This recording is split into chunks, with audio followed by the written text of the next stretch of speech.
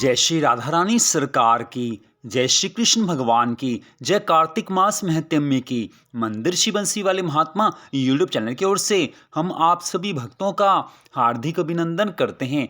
आज हम आपको कार्तिक मास महत्म्य के 5वें अध्याय की परम सुंदर कथा को सुनाने जा रहे हैं। तो कार्तिक मास का ये पावन समय चल रहा है। इस कार्तिक मास में कुछ नियमों का पालन आवश्यक हो जाता है। सुबह सूर्य निकलने से पहले जाग जाना, नहा धोकर पवित्र होकर पूरी तरह से अपनी इंद्रियों को संयम में रखते हुए भगवान जी का पूजन करना, तुलसी माता का पूजन करना, यथाशक्ति दान पुण्य आदि कुछ अवश्य करना, सारा दिन भगवान के मंगलमय नामों का जाप मन ही मन या मुंह से बोलकर करते रहना। ये कुछ ऐसे नियम हैं जिन्हें कार्तिक मास में जो मनुष्य पूरा करता है उसे भगवान की अनंत कृपा की प्राप्ति होती है। कार्तिक मास में जो मनुष्य प्रातःकाल अगर सूर्य उदय होने से पहले उठकर स्नान कर ले तो केवल इस नियम को पालन करने मात्र से कार्तिक मास के पूरी भक्ति का फल प्राप्त हो जाता है। तो कार्तिक मास तो भगवान का प्रिय मास है और इस मास में अपने आप को भगवान के चरणों में लगा देना चाहिए। तो कार्तिक मास महत्म्य के 5वें अध्याय की कथा इस प्रकार है। देवऋषि नारद जी आज ब्रह्मा जी से कहने लगे हैं कि हे प्रभु, अब आप कृपा करके कार्तिक मास का कोई सुंदर व्रत बताइए कि जिसके करने मात्र से भगवान प्रसन्न हो जाते हों और मनुष्य को भगवान की कृपा मिल सके। आज देवऋषि नारद जी के इन प्रेम भरे वचनों को सुनकर ब्रह्मा जी कहने लगे हैं कि हे पुत्र, कलयुग वासियों के उद्धार के लिए बड़ी सुंदर कथा का वर्णन हम करते हैं, उसे आप पूरी श्रद्धा भावना से सुनो। कार्तिक मास का व्रत आश्विन मास की पूर्णिमा को आरंभ करके कार्तिक मास की पूर्णिमा को पूर्ण करना चाहिए। भक्तिमान पुरुष आश्विन मास की शुक्ल पक्ष की एकादशी आने पर भगवान विष्णु को नमस्कार करके उनसे कार्तिक मास का व्रत करने की आज्ञा प्राप्त करे और विधि विधान से कार्तिक व्रत का पालन करे। 12 महीनों में मार्गशीर्ष मास अत्यंत पुण्यप्रद है। उससे अधिक फल देने वाला वैशाख मास बताया गया है। उससे लाख गुना अधिक प्रयागराज में माघ मास का महत्व है। उससे भी महान फल देने वाला कार्तिक मास है। इसका महत्व सर्वत्र जल में एक सा ही होता है। एक ओर सब दान, व्रत और नियम तथा दूसरी ओर कार्तिक मास का स्नान तराजू पर रखकर ब्रह्मा जी ने तोला तो कार्तिक का ही पलड़ा भारी रहा। स्नान, दीपदान, तुलसी के पौधों को लगाना और सींचना, पृथ्वी पर शयन, ब्रह्मचार्य के व्रत का पालन, भगवान विष्णु जी के नामों का संकीर्तन तथा पुराणों का श्रवण, इन सब नियमों का जो कार्तिक मास में निष्काम भाव से पालन करते हैं वे ही जीवन मुक्त हैं। उन्हीं का मनुष्य जन्म लेना सफल है। यह व्रत भगवान श्री राधा कृष्ण जी को बहुत प्रिय है। सूर्य भक्त, गणेश भक्त, शक्ति उपासक, शिवोपासक और वैष्णव सभी को सब पापों का निवारण करने के लिए कार्तिक मास का स्नान अवश्य करना चाहिए। कार्तिक मास के पावन समय में जो मनुष्य प्रातः स्नान के नियम का पालन भी कर ले उसे भी कार्तिक मास की संपूर्ण भक्ति करने का फल प्राप्त हो जाता है। कार्तिक मास में विशेष रूप से श्री राधा जी और श्री कृष्ण जी की पूजा करनी चाहिए। जो कार्तिक मास में तुलसी वृक्ष के नीचे श्री राधा और श्री कृष्ण जी की मूर्ति का निष्काम भाव से पूजन करते हैं उन्हें जीवन मुक्त ही समझना चाहिए। कार्तिक मास में भगवान श्री राधा कृष्ण जी की भक्ति करने से मनुष्य की सभी मनोकामनाएं पूरी हो जाती हैं और उसे दुर्लभ मोक्ष भी मिल जाता है। कार्तिक मास में जो मनुष्य प्रातः स्नान के नियम का पालन करता है वह अवश्य ही सब पापों से मुक्त हो जाता है। कार्तिक मास में विशेष रूप से तुलसी जी का पूजन करना चाहिए। तुलसी जी के अभाव में आंवले के नीचे पूजा करनी चाहिए। मुख्य पूजा की विधि सूर्यमंडल में करनी चाहिए तथा सूर्यमंडल की ओर देखकर सूर्य रूपी नारायण भगवान के लिए पूजनोपचार समर्पित करना चाहिए। सब देवता अप्रत्यक्ष हैं, केवल भगवान सूर्य ही प्रत्यक्ष हैं, जो सबको प्रतिदिन दर्शन देते हैं। अन्य सब देवता काल के अधीन हैं, परंतु भगवान सूर्य काल के भी काल हैं। जो दरिद्र है वही दान का पात्र है, उसकी अपेक्षा भी विद्वान पुरुष दान का विशेष पात्र है। भगवान विष्णु की चल मूर्ति से अचल मूर्ति श्रेष्ठ मानी गई है। मूर्ति के अभाव में भगवत बुद्धि से पीपल अथवा वट वृक्ष की पूजा करनी चाहिए। पीपल भगवान विष्णु का और वट वृक्ष भगवान शिव का स्वरूप है। शालिग्राम शिला के चक्र में सदा ही भगवान विष्णु का निवास रहता है। इसलिए कार्तिक मास में विशेष रूप से प्रयत्न पूर्वक शालिग्राम शिला की पूजा करनी चाहिए। पलाश ब्रह्मा जी के अंश से उत्पन्न हुआ है। जो कार्तिक मास में उसके पत्तल में भोजन करता है वह भगवान विष्णु के लोक में चला जाता है। पीपल के रूप में साक्षात भगवान श्री हरि विष्णु जी ही विराजमान हैं।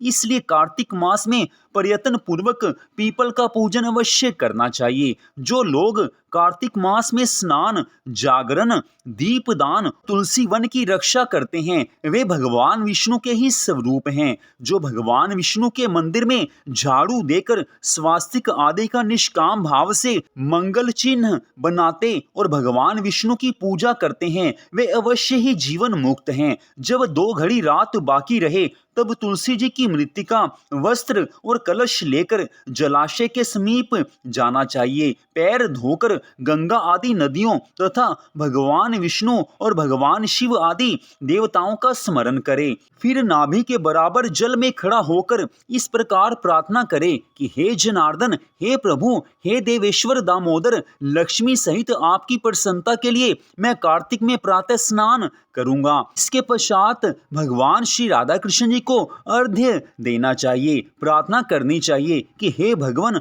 आप श्री राधा जी के साथ मेरे दिए हुए इस अर्घ्य को स्वीकार कीजिए। हे हरि, हे प्रभु, हे कमलनाभ, आपको बारंबार नमस्कार है। जल में शयन करने वाले आप नारायण को नमस्कार है। हे ऋषिकेश, ये अर्घ्य ग्रहण कीजिए, आपको मेरा बारंबार नमस्कार है।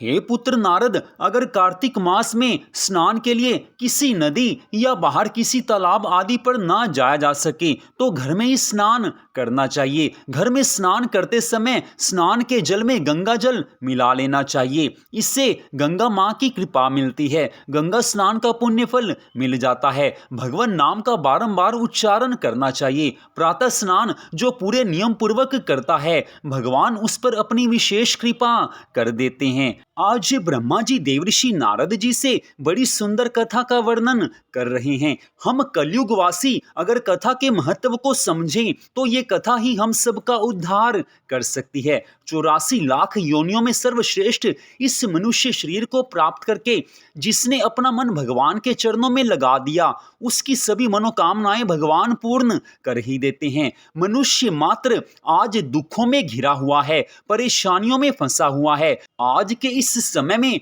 कोई भी मनुष्य ऐसा नहीं है जिसे कोई ना कोई चिंता ना सताती हो। किसी की एक चिंता है, किसी की अनंत चिंताएं हैं, लेकिन इतना होने पर भी जो मनुष्य भगवान के चरण कमलों में अपने आप को समर्पित कर देता है भगवान उसके सभी दुखों को, उसकी सभी चिंताओं को, उसके सभी कष्टों को भगवान दूर कर देते हैं। भगवान के लिए तो ये एक छोटी सी बात है, हमारे लिए जो कार्य बड़ा ज्यादा कठिन है जिसे हम कभी करने की सोच भी नहीं सकते, भगवान के लिए वो कार्य करना कोई बड़ी बात नहीं है। कार्तिक मास के इस पावन समय में अगर हम सब भगवान के चरणों में मन को लगाकर कार्तिक मास में प्रातः स्नान के नियम का पालन करें, भगवान की कथाओं को सुने, श्रीमद् भागवत महापुराण की कथा को पढ़ें या सुने तो अपने आप ठाकुर जी की कृपा मिल ही जाएगी। कार्तिक मास विशेष रूप से भगवान को प्रिय इसीलिए है क्योंकि कार्तिक मास में ही मनुष्य मात्र का उद्धार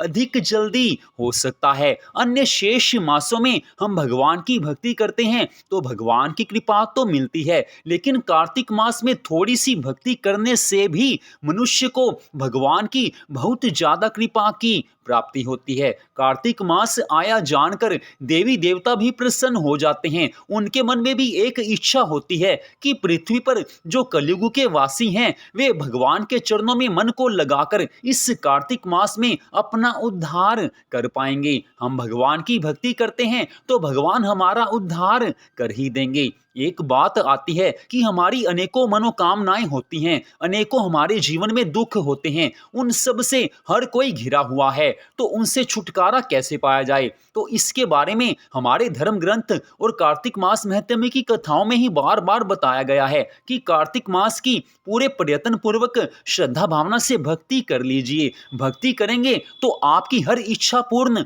हो जाएगी, सभी दुख दूर हो जाएंगे। कार्तिक मास की इन कथाओं में यही तो बताया जाता है कि एकमात्र यही ऐसी कथा है जिसमें मनुष्य अपना मन लगाकर संसार के सभी दुखों से छुटकारा प्राप्त कर सकता है। कार्तिक मास में प्रातः स्नान के नियम का पालन करने मात्र से ही भगवान इतनी अधिक कृपा करते हैं कि मनुष्य भगवान की कृपा को समझ भी नहीं पाता कि ठाकुर जी कैसे इतनी कृपा कर सकते हैं। लेकिन भगवान जिस पर प्रसन्न हो जाते हैं उसे अपना लेते हैं, और जिसे भगवान अपना लेते हैं उसके लिए भगवान सभी खजानों के द्वार खोल देते हैं। जो मनुष्य भगवान की भक्ति करते हैं उन्हें जीवन में किसी चीज की कोई कमी नहीं रहती है। इसलिए भगवान के प्रिय इस कार्तिक मास में अपने मन को भगवान के चरणों में लगाकर हर क्षण भगवान को याद रखना चाहिए। इतना करने मात्र से जीवन की सभी आवश्यकताओं की भगवान अपने आप पूर्ति कर देंगे। घर परिवार में सुख शांति आनंद अपने आप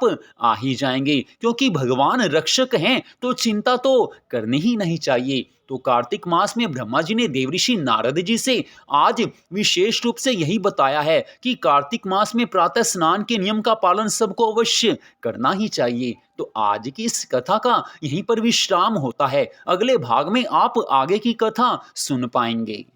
तो आज की इस परम सुंदर कथा को सुनने के लिए आप सबका हार्दिक धन्यवाद। छोटा सा निवेदन, 29 अक्टूबर दिन रविवार से श्रीमद् भागवत महापुराण के एक अध्याय की कथा भी सुनाई जाएगी। उस कथा को भी आप जरूर सुने, क्योंकि कार्तिक मास में श्रीमद् भागवत महापुराण की कथा को सुनने मात्र से भगवान श्री राधा कृष्ण जी अतैव प्रसन्न हो जाते हैं और अपने भक्तों की सभी इच्छाओं को पूर्ण कर देते हैं। और सबसे बढ़कर भगवान के धाम की प्राप्ति इस मनुष्य जीवन के बाद मनुष्य को हो जाती है। तो आप सबका फिर से धन्यवाद। भगवान श्री राधा कृष्ण जी की, भगवान श्री लक्ष्मी नारायण जी की कार्तिक मास महत्म्य की अनंत कृपा सदा आप सब पर, आपके परिवार पर बनी रहे। इसी मंगल कामना के साथ जय श्री राधा रानी सरकार की, जय श्री कृष्ण भगवान की, जय श्री लक्ष्मी नारायण जी भगवान की, जय कार्तिक मास महत्म्य की।